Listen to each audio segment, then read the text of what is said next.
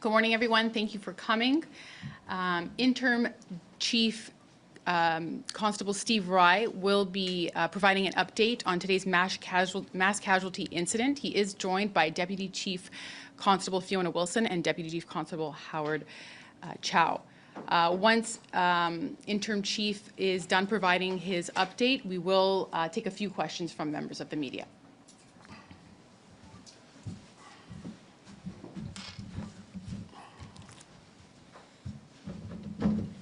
Morning.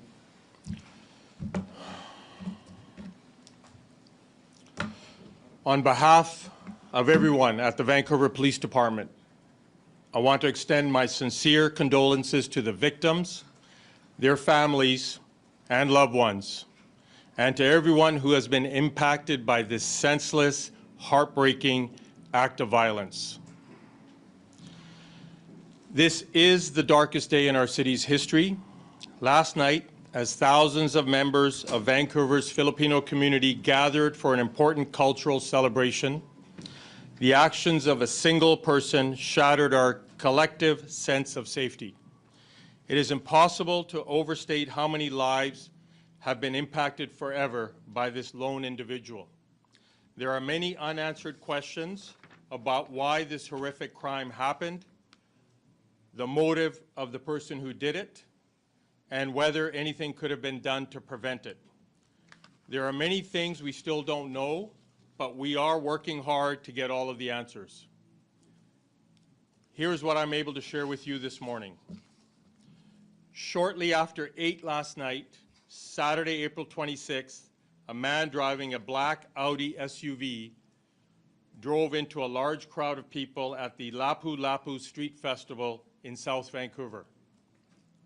This festival, which is a celebration of Filipino community and culture, had been taking place all day in and around the grounds of a school located at 41st and Fraser Street.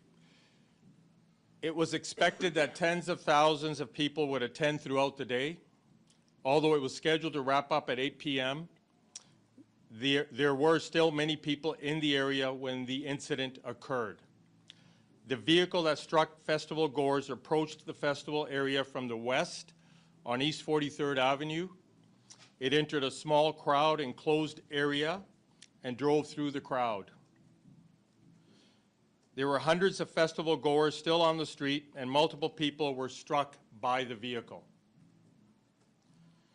There are now 11 confirmed fatalities.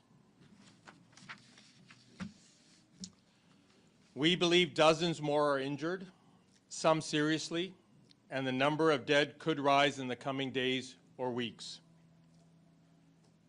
The most critically injured were transported by ambulance to 9 different hospitals throughout Metro Vancouver, and we want to extend our profound gratitude to all of the medical professionals who have worked throughout the night to care for the victims. The driver of the vehicle was the lone occupant, and he was arrested at the crime scene by members of the Vancouver Police Department after bystanders and witnesses intervened to detain him. He remains in custody. While I'm not prepared to speak about the potential motive, I can now say with confidence that the evidence in this case does not lead us to believe this was an act of terrorism.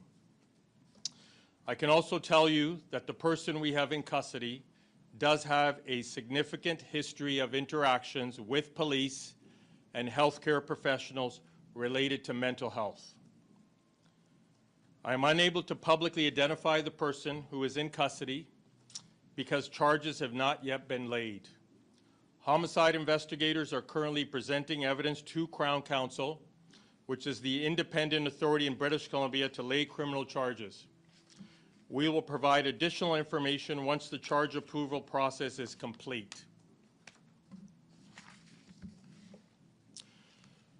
More than 100 Vancouver police officers are currently working on this case.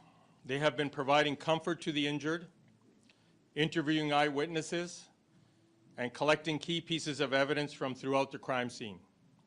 We will continue to dedicate every available resource at our disposal to complete this investigation and to support the community as it grieves. It is hard to make sense of something so senseless and I know there are questions about whether this tragedy could have been prevented. The Vancouver Police Department worked with the City of Vancouver to conduct a risk assessment prior to the Lapu-Lapu Festival. The majority of activities associated with the festival were taking place on the grounds of a high school, which is not directly accessible via public roadway. The only public roadway that required partial closure was on a minor street behind the high school. And this area was designated for food trucks. And there were no known threats to the event or to the Filipino community. We review over 3,200 events every year and assess the risks with city partners. This event was no exception. We determined through consultations with the City of Vancouver and festival organizers that dedicated police officers and heavy vehicle barricades would not be deployed at the festival site. While I'm confident the joint risk assessment and public safety plan was sound, we will be working with our partners at the City of Vancouver to review all of the circumstances surrounding the planning of this event. Today, our focus must be on the victims and their families, the community and our city, and the ongoing criminal investigation. In closing, I want to thank all of the emergency responders, including BC Ambulance Service, Vancouver Fire Rescue, all of the healthcare professionals throughout the region, our external policing partners and the RCMP, and BC Coroner Service. I want to offer my condolences to everyone impacted by these tragic circumstances. We are grieving with you. We're with you. A 24-hour assistance center has been established at the Douglas Park Community Center at 801 West 22nd Avenue in Vancouver. Police officers and victim service professionals have been deployed to help anyone and all who have been impacted, and we offer that you contact a loved one who is at the festival if they need assistance. If you're not able to attend in person, please call 604-717-3321 and Victim Liaison Officer. I want to acknowledge everyone in the Vancouver Police Department who serve our community. Thank you, and I'll now take some questions. Is the suspect speaking to police? Are your officers able to have a conversation with them? Police have spoken with the individual, yes. Is he currently in a secure hospital ward, or is he actually in cells? He's in our custody with us in a secure cell.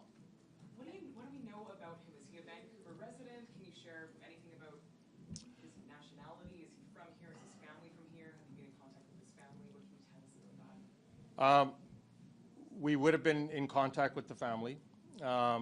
He is, like I said, we have had interactions with him. So he's known to us. And I have to be respectful of the criminal prosecution process coming forward. So I'm comfortable telling you that we're familiar with him. He's in custody. And obviously his family, we would have been in touch with them. I know you can't really elaborate. Just asking one more time if you can tell us that most of the interactions were due to mental illness, mental health calls, or criminal issues, convictions. I'm going to stick to the prepared statement. We've had a substantive contact with them over mental health issues. Why is it that, I can understand that you did a safety assessment, but if you're still expecting tens of thousands of people, there's still some exposure on a minor street, why wasn't there more of a presence and more of a proactive way to kind of prevent something like this from happening, considering we have seen it in other cities? So we do about 1,000 protests and over 2,200 events, public events. All of those events, every single one goes through a process with all of the stakeholders, the organizers, the City of Vancouver, and then over to us. So jointly, we assess that. This particular event did not have any indicators that we would need to do anything that we would have done for any other community festival. Now, this festival last year, this is the second year of this festival, had absolutely zero issues with police. there was no elements that required a change for this year. We're mindful of the community's how they want to conduct the festival. It's a family, children event, and none of the indicators were there to do anything to a higher threat level. Can you tell us about the victims, their ages, their genders, whether their families have been notified? So what I can tell you, mixed genders, male, female, and young people. I can't get into ages and that, but it's just a tragedy all around for many families. We heard reports of an infant, a baby among the dead.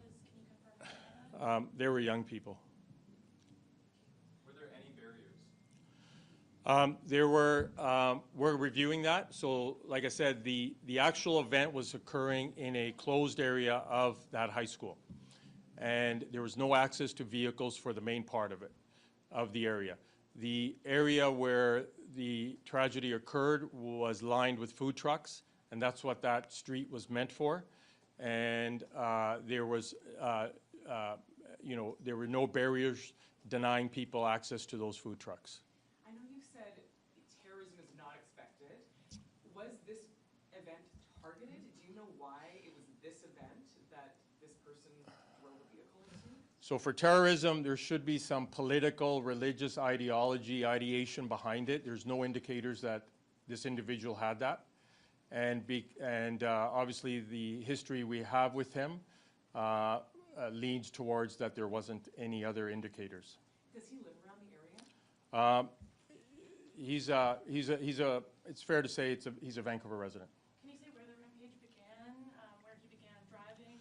There were other incidents on the way to the incident? I'm not aware of any other incidents on the way to this particular impact area. My information, he was traveling eastbound on 43rd when he approached the area. We'll take some questions from people that haven't answered yet. Who owned the vehicle? The vehicle was owned by, and I can't, it was owned by somebody associated to that family. You said you're confident that the risk assessment prior to was sound, but how is this going to change things now moving forward? Because I think the sun run is happening outside Right. now. There are thousands of people on the street, and I think that's going to be a concern. So just on the sun run, we did assess it last night with City of Vancouver. It was their call to continue the sun run. We are 100% able to staff it safely. It is safely staffed, and proper resourcing and proper threat assessment was done for the sun run. Of course, going forward, it goes without saying this will change the landscape for deployment for police going forward. We're a community, we're a city, we're a city of great neighborhoods and people from all over the world. And, like I said, 3,200 events total, and the system has worked up to this point. And of course, this will be a watershed moment for everyone involved at the city, police department, ambulance, all the stakeholders going forward on operational changes. Thank you, everyone. We're going to end it here. Thank you. Would you classify this as the worst mass casualty event in recent history in the city? I would say at the beginning, I said it's the darkest day in Vancouver's history, and stand by that. And sorry, one more question. You said 11 fatalities, unfortunately. You said dozens injured. Can you give us an update on how many are critical at this point? I can't be inappropriate. I can't, but we're supporting everyone. So we're going to end it here, everyone. Thank you. Thank you, Deputy. So we're going to have more updates to provide later today. You will be made aware of when that will be happening. It's my understanding that the City of Vancouver will be providing an update as well. You will get a notification for when that will happen. They are taking care of that. And from our end, we will provide more updates as the day unfolds. Okay, thank you very much for coming.